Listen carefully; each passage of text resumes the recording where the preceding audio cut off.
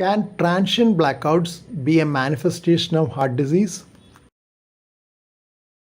Transient loss of consciousness with a fall is called syncope.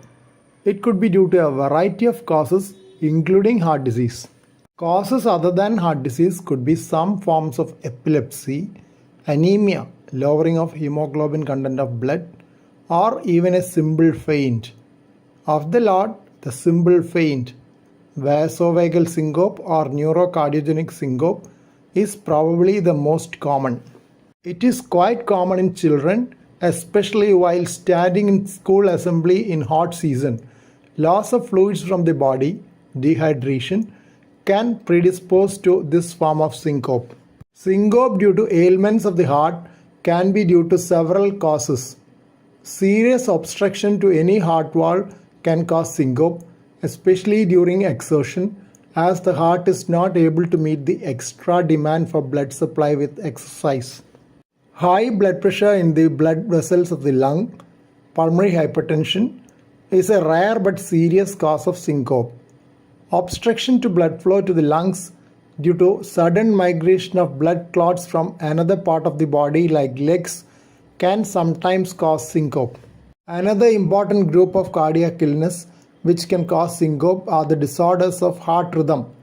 A very fast heart rhythm or a very slow heart rhythm both can cause syncope.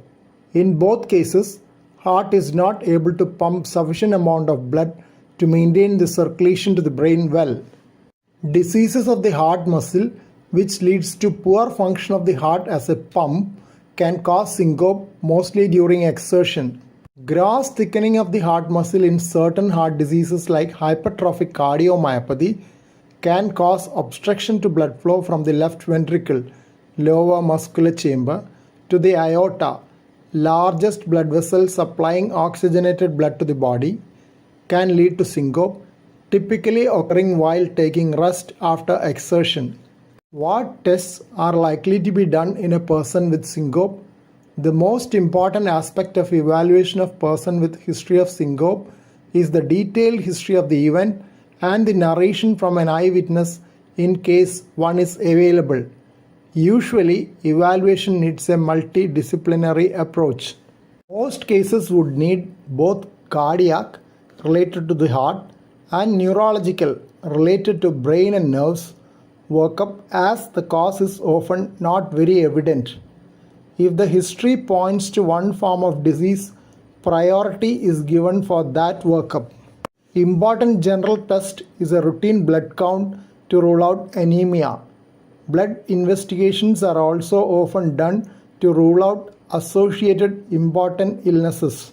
Specific cardiac, related to the heart, tests may include an ECG, echocardiogram, ultrasound imaging of the heart, and ambulatory ECG monitoring, 24 or 48-hour Holter monitoring.